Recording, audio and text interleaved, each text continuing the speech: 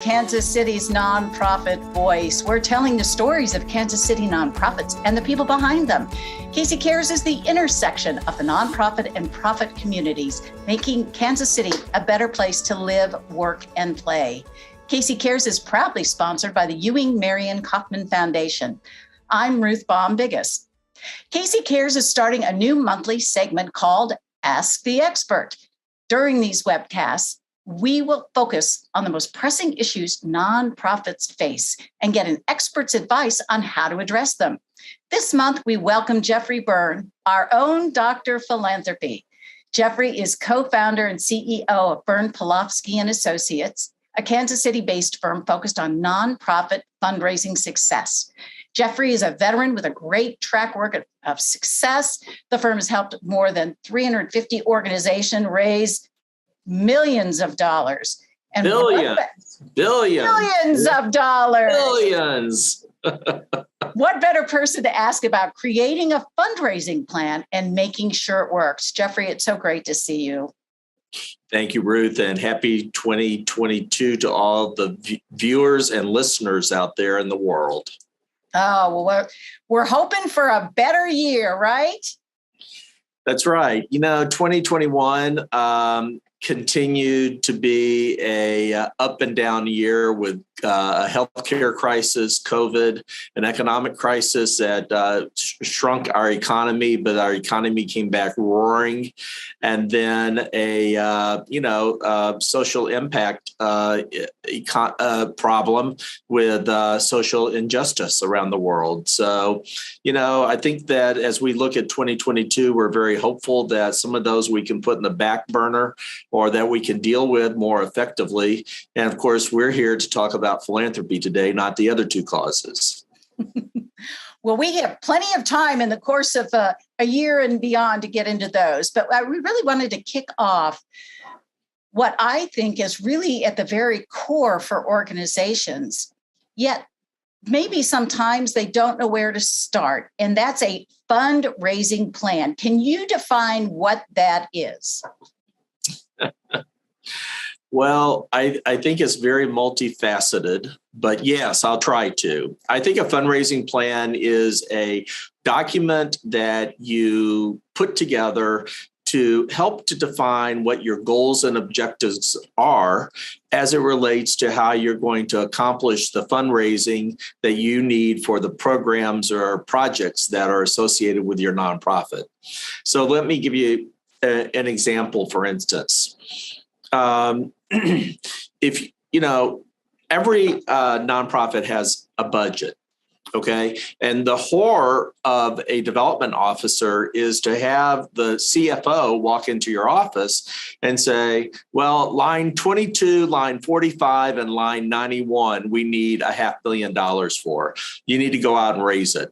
So I say proactively, let's be part of the budgeting process. Let's look at what are items within the budget that are philanthropic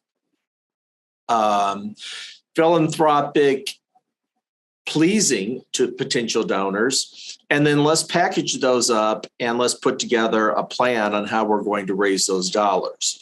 So instead of being behind the curve and reacting to something, I would suggest that as a development officer, you try to be involved in the meeting, in the budgets, as those budgets are being put together for the various services and programs that your nonprofit is going to provide for next year.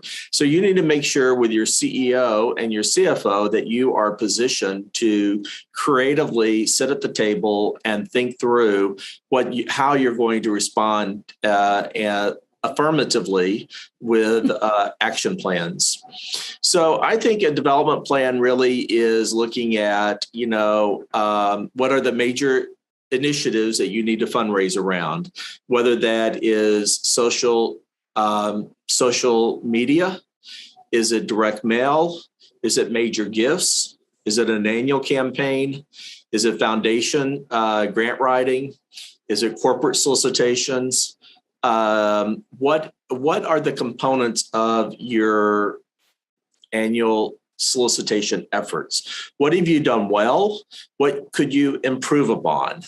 You can't do everything. Most of our listeners out there around the world are maybe Ruth, medium to smaller nonprofits.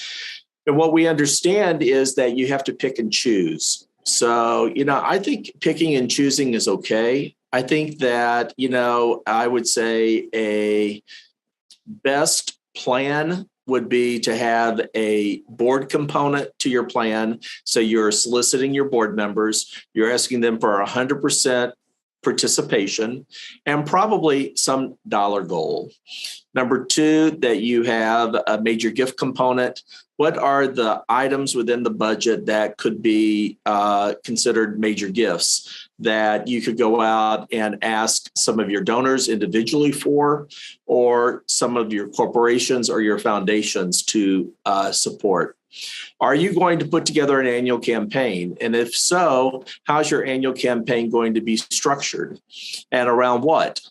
And this is where you come in with then a case for support. The reason for a case for support is to outline what your history's been, who you are currently, what you're providing, and then what you need or what you're wanting to raise money for. And that can be a 2-page case for support, or it can be a 25-page case for support, depending on the sophistication of your organization. Do you do a special event every year? Do you do a special event gala? In gala times of COVID, the last 2 years, we know how hard and difficult those have been for in-person activities. You do a golf tournament. So what type of special events are you going to do throughout the year? Then what you do is you take those different activities of fundraising and you sort of calendar those out January through December. And then you then plug in what the needs are. Where am I going to have human needs of extra volunteers from my board? Where am I going to need financial assistance to launch these programs that we're talking about? So those have to be budgeted. What is my time going to be spent as a development officer and my staff on this, on each one of these components as well? So you really have to look at an overall effort to lay upon the needs of your nonprofit. Who should be involved in crafting that plan? Is it just the development officer's responsibility, or is there more folks who should be at the table on it? Well, I certainly think that, you need, first thing you need to do is have consensus with you and your CEO or you and your boss about what your goals and objectives are for the development plan. And those need to be worked out prior to you sitting down to write it or to formulate it. So I think really the synergy between the CEO or your superior and you is vitally important. And that would be my number one step. Number two, does your board of directors have a development committee or a fundraising committee? And if they do have a development or a fundraising committee, how actively are they involved in the writing of the plan or just the adoption of the plan? What other members of your nonprofit staff need to be involved for you to then have input so that you can develop the right strategies around fundraising for what you're raising dollars for? So, for instance, I could think back when I worked for the Visiting Nurse Association, and we would have a hospice project or we would have a maternal and child health project. I would go to our director of hospice and I would sit down with her, Darlene, and I would talk to Darlene about what their needs are, what they wanted to do, and how that I, as the fundraising component for hospice, could bring around, could help them. And for that project in 1994, I believe, 1991, it was to do a luminaria candlelight remembrance of those who had passed away through our hospice program on the Country Club Plaza around the J.C. Nickel fountains. So we did that. We launched that program, and it ran for a number of years, where we, at sunset, set out candles with luminaria and bags, and we had a small reception for our donors, and we used that as a fundraiser. Another area I could think of was at the Visiting Nurse Association. This was a long time ago, Ruth. You were a young child back then in 1991. Yeah, thank you, Jeffrey.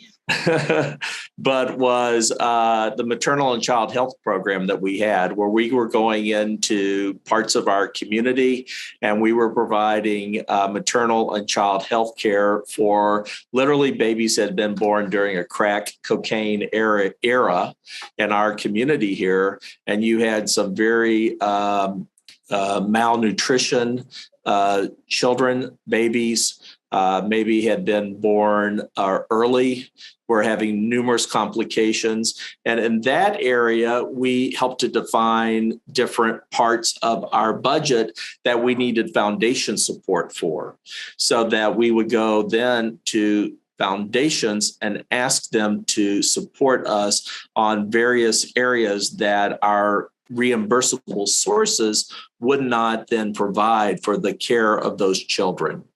So that was important. So I think you, number three, have to sit down with your staff and make sure that other staff that you work with have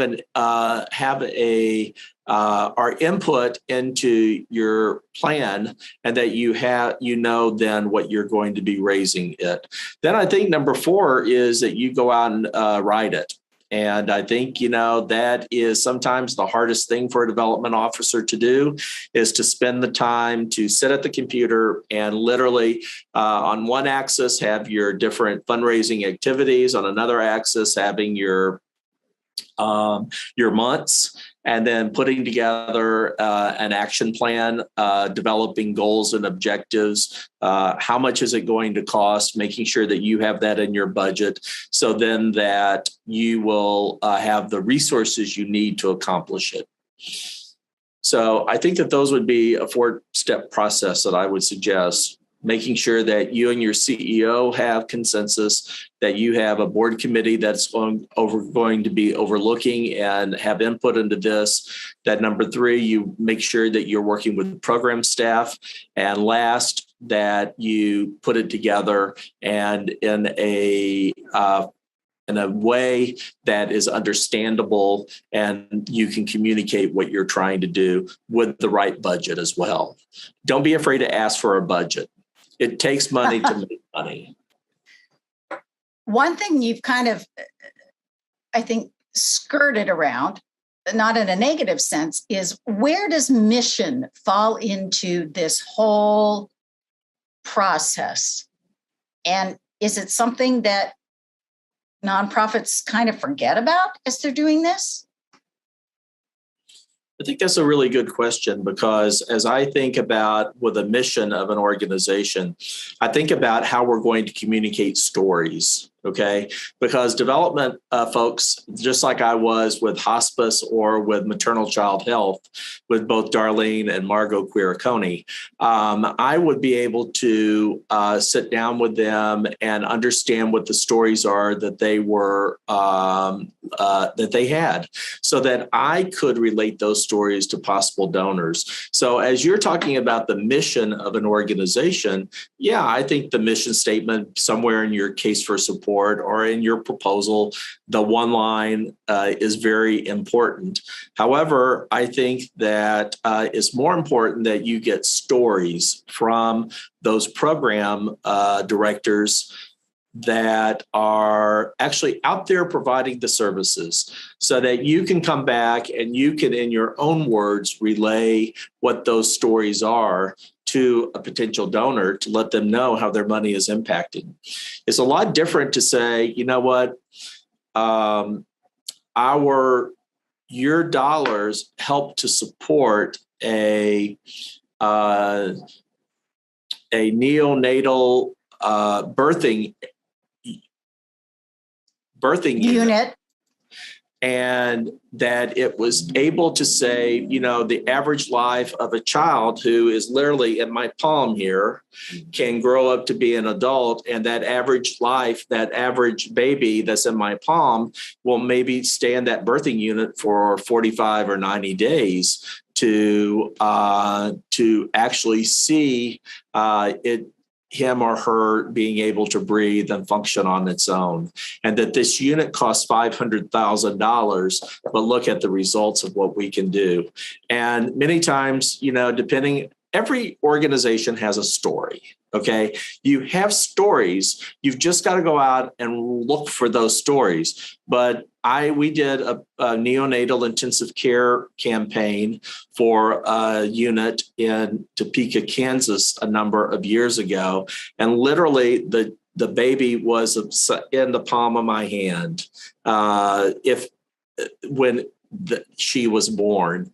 And we have pictures of the triplets now at 5 and 6 years old. So those are the types of stories you need to tell as you're thinking about to reinforce what your mission is. We're talking with Dr. Philanthropy as part of KC Cares webcast new Ask the Expert. Jeffrey, you bring up a great point. You got to share those stories. So again, another question I think for folks as they're creating a plan is, what role does marketing communications play in a fundraising plan? It plays a really important part, Ruth. I can think of a Jewish congregation that we just ended a $13 million campaign, raising $1 million over our goal for Congregation Beth Shalom here in Overland Park, Kansas. And when we got to a specific time period where we had raised $9.5 million of our $12 million goal, we decided that we needed to market and communicate to the entire congregation what our project was. And what we did is we did a live presentation like we're doing today via social media, because it was a year and a half ago during COVID. And we had some recorded video. We had live video, and we packaged it together in a 45-minute segment. And the Rabbi Glickman, he started the project and the presentation.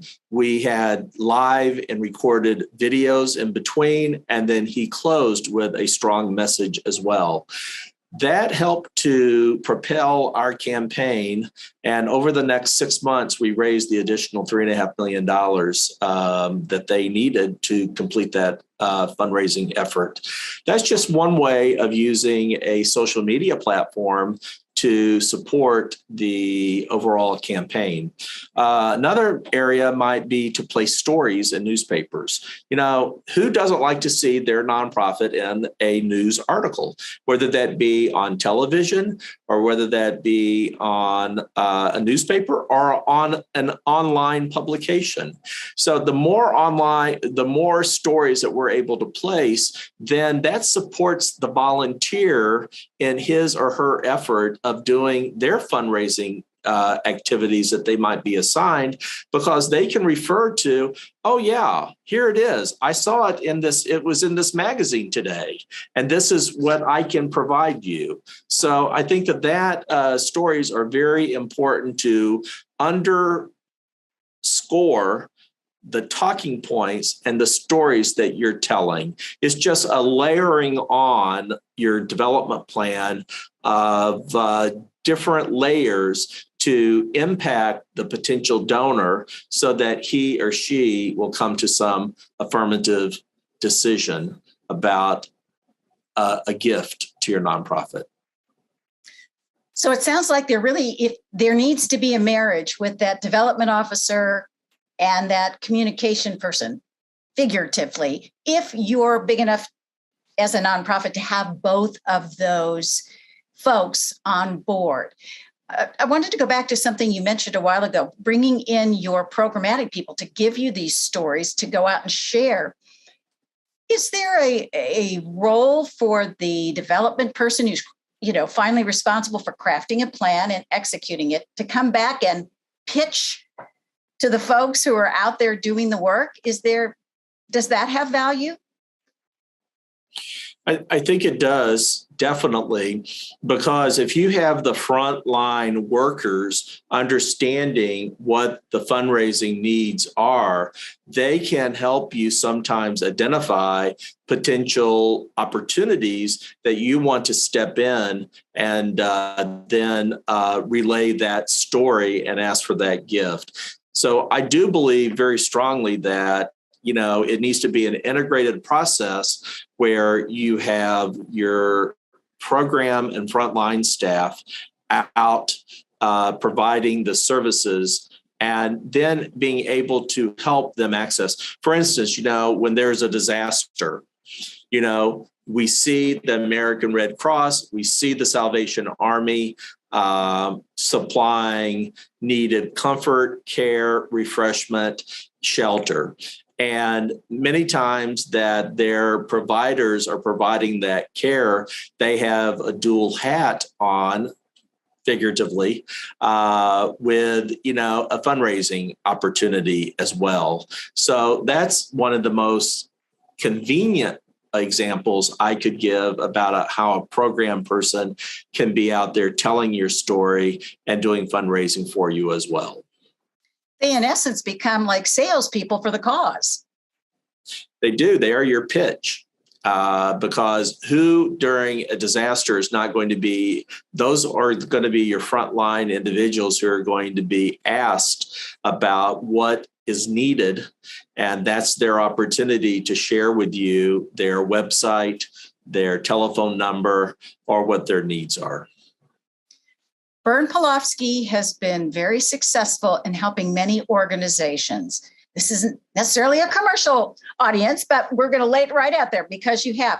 So as an organization, when do you know, or when should you call in, quote, that outside help?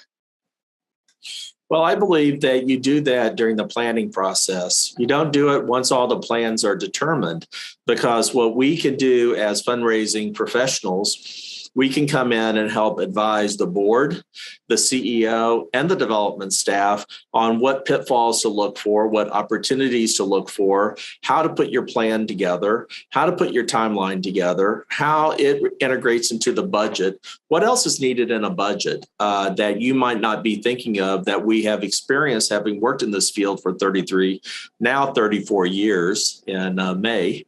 What experiences that we bring to the table to help you think through the various check marks that you need. If you do that early on, then we are considered a partner.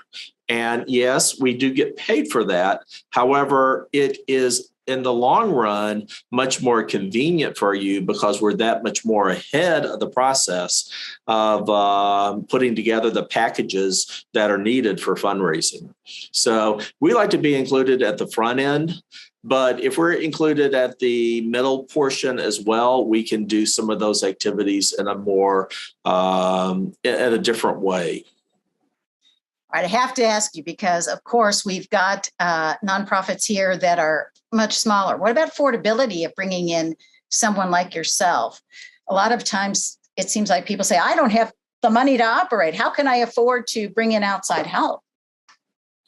Well, my favorite comment is penny wise and pound foolish. So I don't mean to say that in a negative way, but, I think that it is an investment, fundraising council, and it is something that your CEO and you need to think about.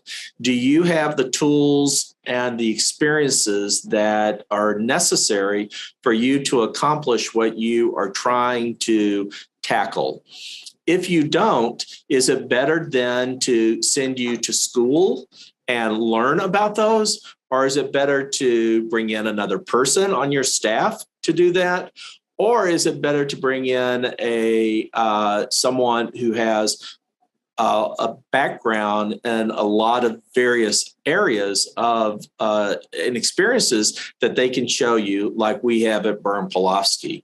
So we believe that what we do is we come in and we help to tell stories. We'd help to relate what we did with other organizations and how we might have had pitfalls.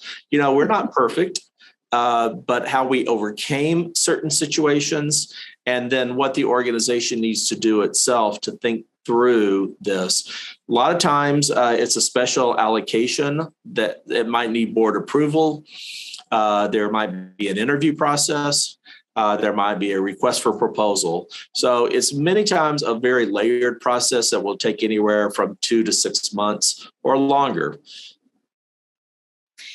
Do you find that outside entities such as foundations or donors will pay to underwrite going through a process like your company does?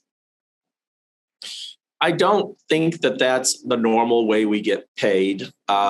Basically, if it's an important project within your organization, that you create your own budget for that and you self-fund it.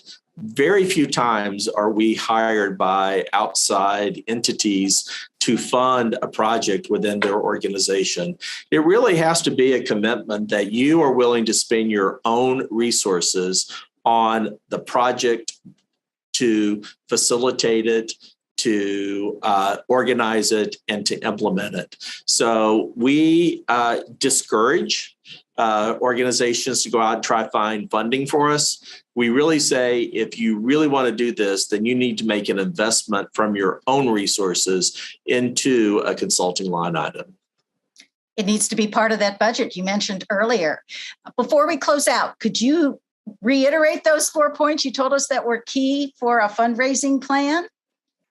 Well, I think I mentioned that number one, you need to have your CEO support. Number two, you need to be able to have your board committee. If you don't have a board committee, get a few volunteers together to review it and oversee it. Number three, you need to get the program people involved in your organization so that they have input into what their needs are so that you can relay those in your storytelling and your fundraising. And number four, then write it down. Write it down and have it adopted by some entity within your nonprofit so that you have a budget, that you have a plan, and that you have a timetable and authorization to move it forward. Jeffrey, Dr. Philanthropy, you are our inaugural guest for Ask the Expert. Excellent advice. And we look forward to the next time you're on. And I think we're going to talk about art of the ask because that's important as well. So thanks again. Okay. Thank you very much, Ruth. And to our listeners, good luck. Thank you for joining us for Casey Cares, Kansas City's nonprofit voice. We're produced by Charitable Communications, also a nonprofit, and we're proudly sponsored by the Ewing, Marion Kauffman Foundation. If you'd like to be a guest on Casey Cares or underwriting opportunities, visit our website, www.kccaresonline.org, and spread the love. You'll find us on Facebook and Twitter at Casey Cares Radio and Instagram at Casey Cares Online. And if you miss all of that, catch us on Saturday mornings at 8 a.m. on ESPN 1510 a.m. and 94.5 FM. Thank you for joining us on Casey Cares.